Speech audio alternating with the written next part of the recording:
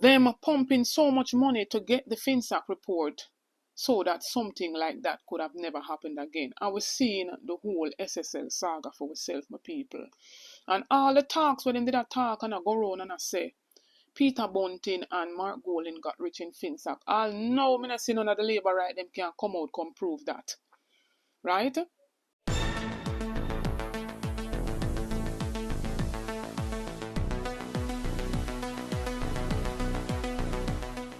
Bless up my people. Welcome back to the channel. Welcome back to another video.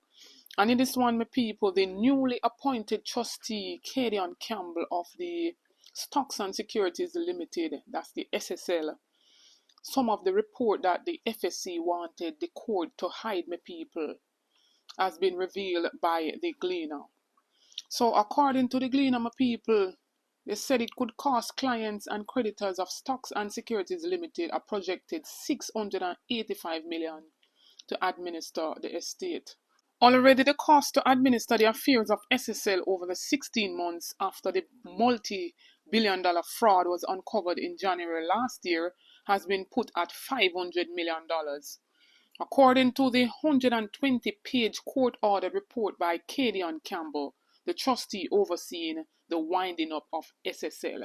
And my people, the court had appointed him the trustee since May of this year. This amount includes temporary managers' fees totaling up to $160 million. And Campbell's team is projected to incur costs totaling $185 million between June this year and May next year to administer SSL's estate. Approximately $95 million is for the trustees' fees.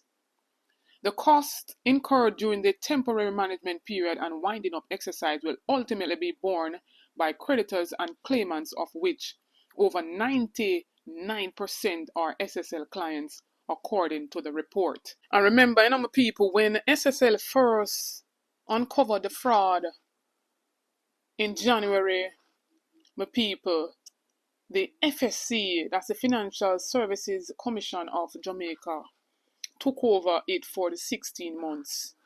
And the FSC regulates non-deposit taking institutions such as insurance companies, pension funds, and brokerage firms.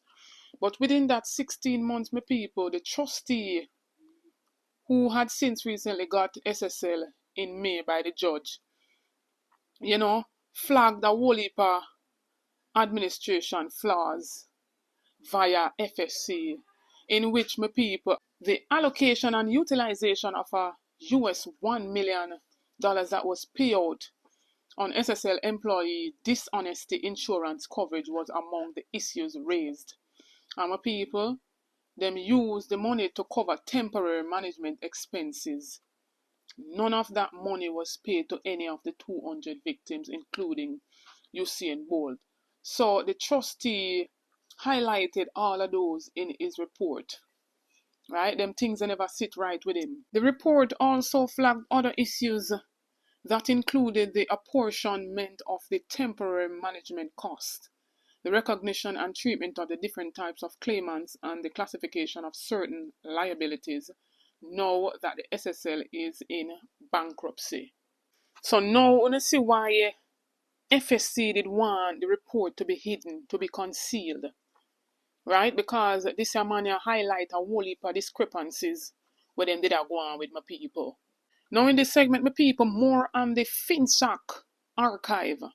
We see in the People's National Party demanding accountability, asking where is the FINSAC report after years of wasting taxpayers' funds.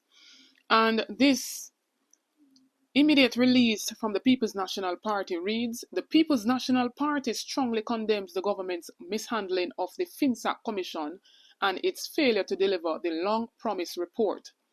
After more than $200 million of taxpayers' money was spent on this commission, the Jamaican people are left with an incomplete archive and no final report almost 15 years later. This is a travesty of accountability and good governance. The FINSAC Commission was established to take an independent look at the financial crisis of the 1990s to ensure that a collapse of parts of the financial sector, in particular inadequately capitalized and in some cases recklessly managed locally owned banks and insurers would never be repeated. The stated objective was to critically review what transpired, implement solutions, and safeguard the Jamaican people. And we can continue to read the rest of it for yourself, my people. And we even heard Nigel come out with the very same thing, that them pumping so much money to get the FINSAC report so that something like that could have never happened again. And we're seeing the whole SSL saga for ourselves, my people. And all the talks when they did a talk and I go around and I say Peter Bunting and Mark Golding got rich in FINSAC. I'll know me not see none of the Labour them can come out come prove that. Right? They are not talking that a whole heap of the Jamaica Labour Party MPs and even a former Prime Minister, Edward Siaga himself, has a loan from the bank of about 22 million US dollars, which has not been repaid. The details surrounding this loan are still unclear, but reports indicate that it was contracted by one of its companies. It was expected to be a part of a refinancing package in which Siaga's debt at CNB would be consolidated and converted to US dollars. But the opposition leader said the loan was missed not only by the bank but also by its own auditors and was therefore not included in the refinancing package. Right? It's even alleged that Vaz also borrowed money, my people. So a whole heap of mismanagement did go on back in them time. But here is why the FINSAC was really set up. Here's what FINSAC really did, my people. So the government's response to the crisis of the whole financial breakdown has been to announce publicly that all depositors, life insurance, policyholders, and pensioners are insured for their total exposure.